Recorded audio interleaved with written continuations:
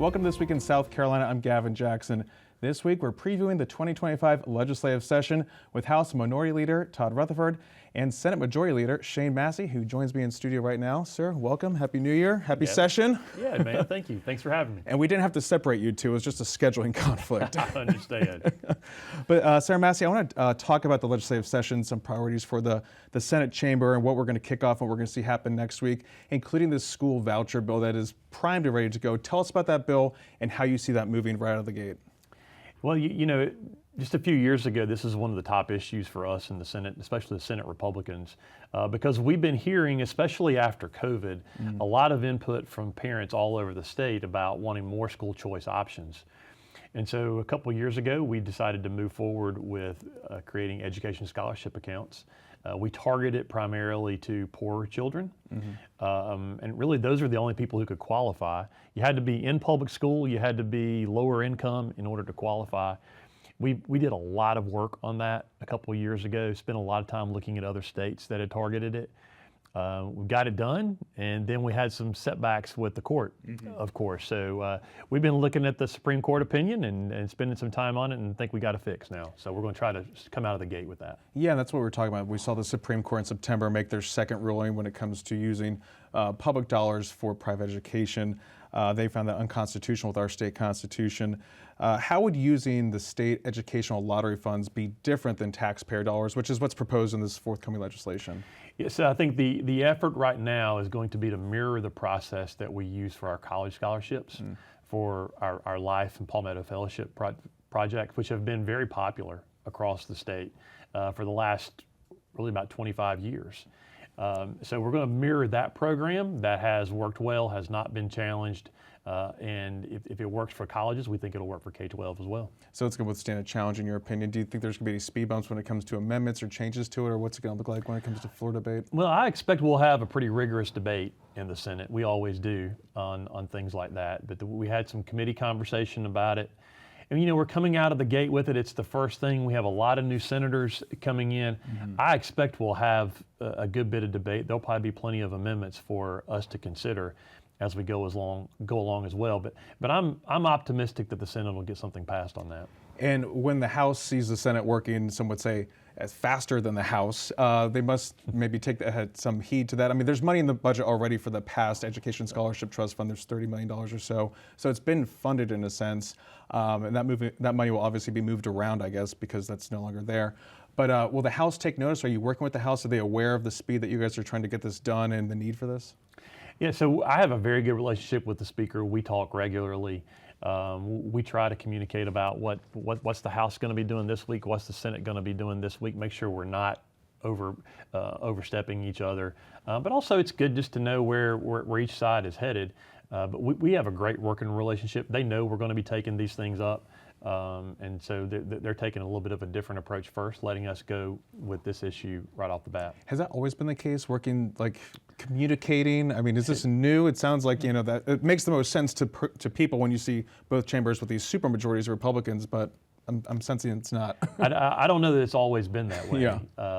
I've tried very hard to create that type of relationship. Speaker Smith has really tried to create that relationship as well. I know he speaks with President Thomas Alexander a good bit too. So there is a very good relationship, I think, right now between the House leadership and Senate leadership. We talk regularly, and we have very honest and candid conversations, so that's good. And Senator, when you look at that relationship within the State House, the governor's obviously a great a team player when it comes to a lot of things too, compared to some previous governors that we've had when it comes to working with the state legislature. When you factor all that in here at the state level, and then you look at what's going on at the federal level with Congress, with the Senate, and now with the White House, how do you see some of that trickling down when it comes to impacting South Carolina and the role that we'll be playing and how we fit into all that? Well, I used a good word. I use the word trickle down sometimes as well, because I have seen that happen during my service in the Senate, that the Washington political environment does trickle down to South Carolina. But, you know, and I tell people this a lot back home, South Carolina is not Washington. Columbia is not Washington, D.C. What you see on television, on the national news, and just the rancor and the vitriol that you see out of the U.S. Congress is not what happens here. As you know, I mean, Senator Nikki Setzler, who is a former minority leader in the Senate, he and I used to do joint press conferences at times. We get along really well. We don't always agree. Sometimes we have some pretty spirited debates, but we get along really well here. And I tell people lots of times, South Carolina is too small to hate people, especially the ones that you're going to see pretty regularly. So we work well together. We have our fights, but we come back together, and that has allowed us to have some good communication to move things forward. I guess besides that, the political nature of that new situation in Washington, but what kind of benefits do you think we could see as a state when it comes to, Senator Lindsey Graham being over the Budget Committee and talking about reconciliation with them, trying to move a lot of President-elect Donald Trump's priorities forward. How do you see the role South Carolina plays in Washington going forward and how it could benefit us? I think South Carolina has always played we've always punched above our weight class, really. We've always had some very strong representation up there. And if you look back before Senator Graham and Senator Scott, when we had Senator Thurmond and Senator Hollings, who had been there for a long time, everyone knew who South Carolina's representatives were, and we had an influence. And I think we're at that point now as well, where both Senator Graham and Senator Scott are having significant influence on the Senate side. Our congressional delegation on the House side has significant influence. We definitely are more influential in South Carolina than what a lot of other larger, more populated states are. And it's because of the guys that we have and ladies that we have there. I mean, we have some very quality representatives. And I should also mention that Tim Scott's also the Banking Committee chairman too, so that's important. But let's get back to Columbia and talk about what other issues you want to see move forward in the chamber after the school voucher bill go through.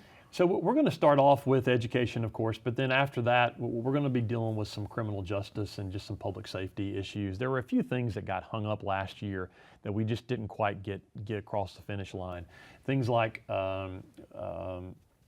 preventing retail crimes, dealing with gang activity. We hear about this a lot from law enforcement across the state, both local law enforcement and the South Carolina Law Enforcement Division, about gang activity. We want to try to stiffen the penalties there, give law enforcement more tools. And then additionally, this is something we've been dealing with for a number of years, and we're still struggling with it, but that's fentanyl. And the impacts it has on South Carolinians, all races, all classes, all socioeconomic classes, but it knows no particular victim. It's open to everybody. So we're trying hard to get at that. We're going to take some more efforts there to be stronger. With that, then we do have a big effort underway to try to address some of our tort laws. We hear a lot about liquor liability, but the issue is much bigger than that. This is something we've been hearing about from our business and industry for a number of years. And I think we're in a position now, especially on the Senate side, to be able to take up those issues, address them. And of course, energy's hanging out there. Yeah. That's going to be a big conversation. I think we're going to still continue to do a lot of committee work in January. Hopefully we'll have something out on the floor in the first half of the session that we can take this up. But that's a big issue as well. And with these issues right here, we're into at least mid-February. Sure. Yeah, and when you're talking about retail crime law, organized crime, we did see that bill move out of both chambers to a conference committee at the end there, but it never really got beyond that. So is that going to be something that we can see some differences be resolved here? I hope so. There really were just a few small issues that held that up. I think we can resolve those. And then also, elections tend to have consequences, and some of the issues were resolved by elections. So I think we'll be able to take a stronger effort there. Because look, what you've seen around the country in some places is some organized smash and grab, people breaking into stores or even coming in when the stores are open and then just stealing stuff and walking out. Yeah. And we need to have stronger penalties there, and I think we can get that done. We have about 3 minutes left, and I have a couple things to ask you, including energy. We're talking about this never-ending need for more electricity in the state.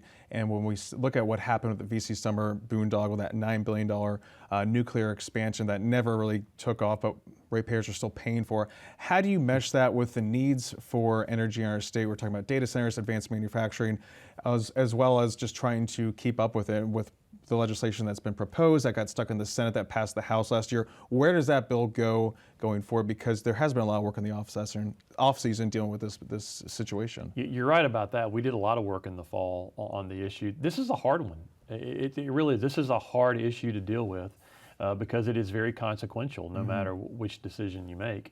But you're right, we're dealing with all those things that you mentioned. That there is more demand for energy because South Carolina is growing. We're growing not only with people, but also with business and industry.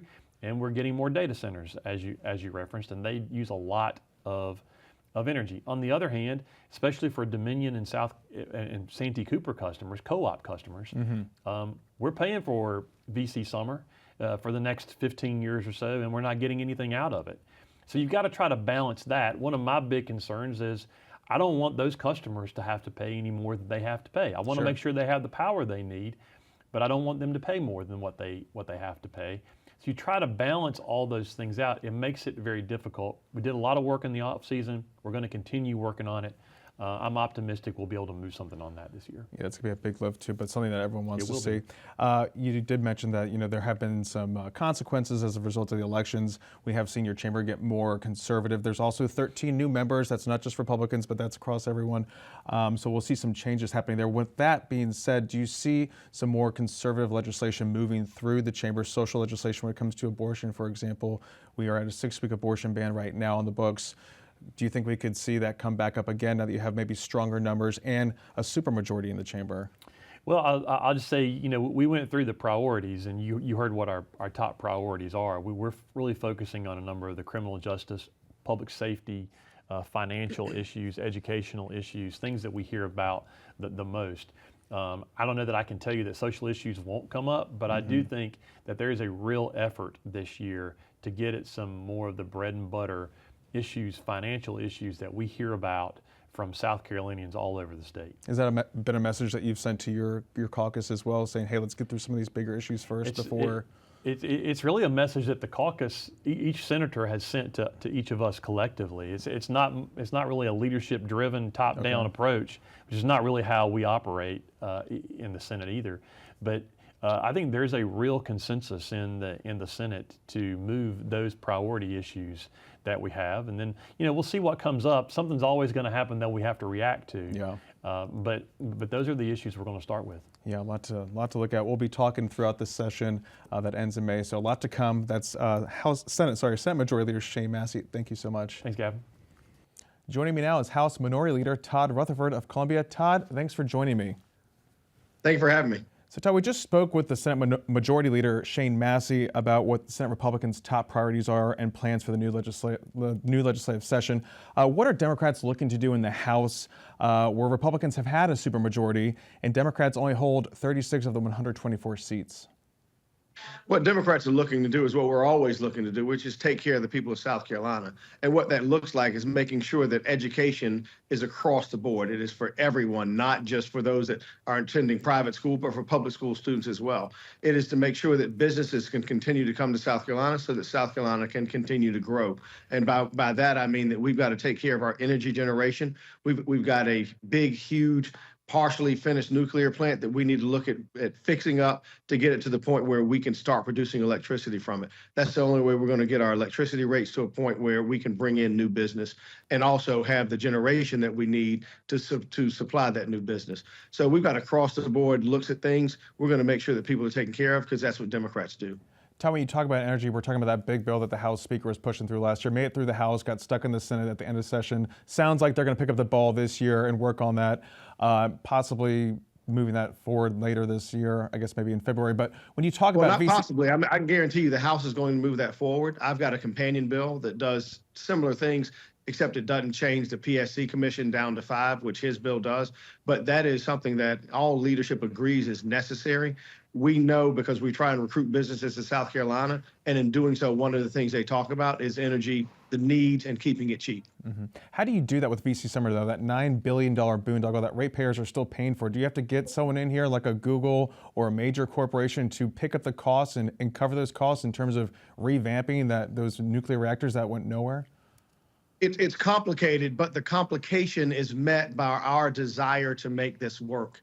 And we are now in a time where you've got data centers that need energy. You've got 3 Mile Island coming back online because of the desire by Microsoft, Google, to make sure that they have the energy they need in order to work.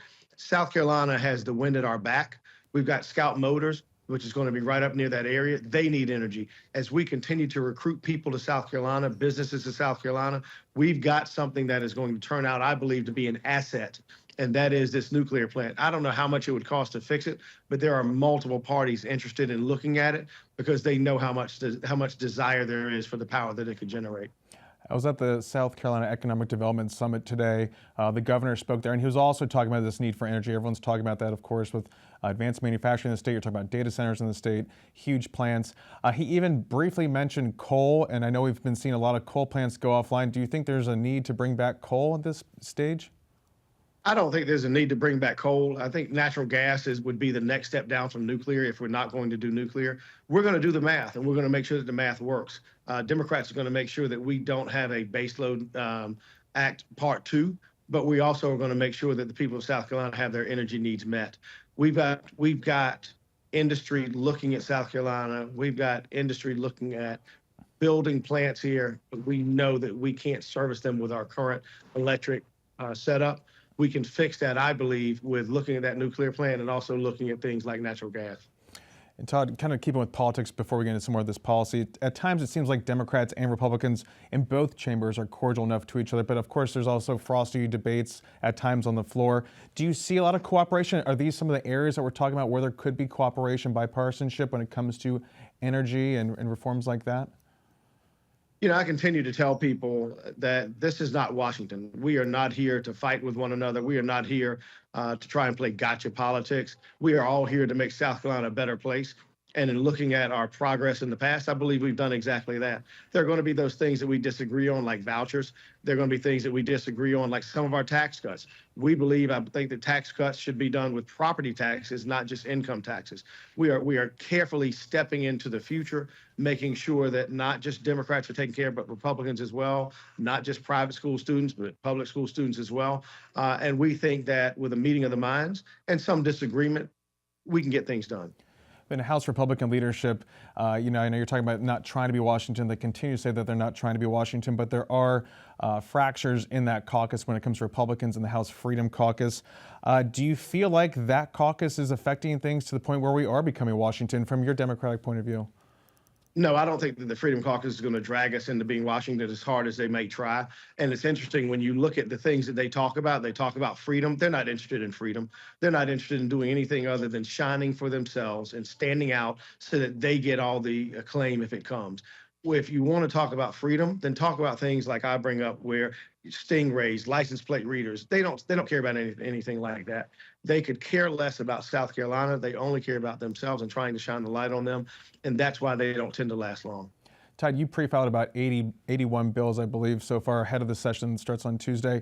A lot of them have to do with criminal justice reforms as well, like you're talking about right there. Do we need to see more of that? I feel like there was a lot of momentum after George Floyd died in 2020. We did see some changes when it came to the Criminal Justice Academy, but do you think that that momentum has kind of waned in a sense? Do you think it needs to come back? Do you think there are things that need to be done this legislative session, even including things like asset forfeiture, which had a lot of momentum years ago, but then just kind of disappeared? Gavin, I think that South Carolina, I know that we were on track to do sentencing reform and other things like that prior to George Floyd. I think some of George Floyd kind of derailed that because you see some pushback now in terms of some of the progress that we had made. The reality is right now in South Carolina, it costs us about $32,000 a year to house an inmate in the South Carolina Department of Corrections. That is, in my estimation, is not money well spent on a lot of the drug offenders that we have in there. You have jails around the state which are overcrowded, and the Richland County Detention Center, where in the capital city in South Carolina, someone died of acute dehydration. We can do better. We're going to have to do better because what is not calculated into that risk are the lawsuits that come along with that when we don't treat people the way that they're supposed to be treated.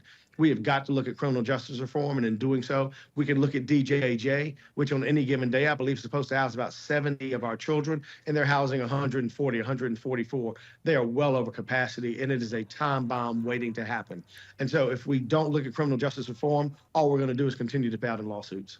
And Representative, when we're talking about that, we're talking about, you mentioned sentencing reform. We did see that happen at the federal level under President Donald Trump. It did not happen here in South Carolina, though it was moving. So when we talk about what's happening at the federal level with President-elect Donald Trump going up there, we see the trifecta going on with the legislative branch, the executive branch. Our state's been a Republican state too. Do you think that we're going to see some sort of changes at the state level now that everything's kind of in play for Republicans? Does that worry Democrats? What can you guys do in the future, especially after this tough election cycle? I don't think it worries us. I think we've got to look at where the citizenry of South Carolina wants us to go, and that's our first mission. That, to a great degree, is our only mission, and that's why we are talking about tax cuts. We're talking about things that apply more freedom to South Carolinians, like medical marijuana, like gambling, those things that people tell us overwhelmingly that they want and that this state needs to provide. We also talk about things like sentencing reform because we recognize that you can't just keep money coming in the front door if all you're doing is shuttling it right out the back, paying off lawsuits and paying for things that you should be taking care of. And so Democrats are on top of this. We're going to make sure that South Carolinians get treated the way that they should. And then we talk about some policy here. We're going to see the Senate fast track a school voucher bill right at the start of the session here. And this comes after a second state Supreme Court ruling finding voucher laws that have passed before unconstitutional. The Senate Education Committee is proposing using South Carolina education lottery funds as a workaround here. Do you think that will skirt the Constitution enough? Is it legal? Should this be a referendum if people really want school choice this badly? Because the lottery money is not actual taxpayer money, it's kind of a volunteer tax. They may actually skirt the Constitution with that, but I don't know that they will skirt public opinion. Public opinion suggests that we should not be taking government money and giving it to private schools and simply giving it to parents that send their kids to private school. If that's where you want to send your child, you should pay for it. We have public school demands and needs that we have to meet, and I believe that if we're going to spend lottery money, it needs to be in public schools.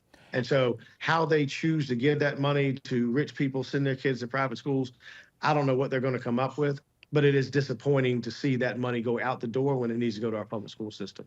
Yeah, last year was about the tune of $30 million, and that's set to grow too based on how that law is going to phase in, depending on what their law looks like. So, but when you talk about that, Todd, when you talk about the needs, and we're talking about tax cuts, how do you balance these needs from agency requests? You're talking about education needs as well. How do you balance that with also the strong budget revenues that we've been seeing from the growth in the state and calls for income tax, property tax relief?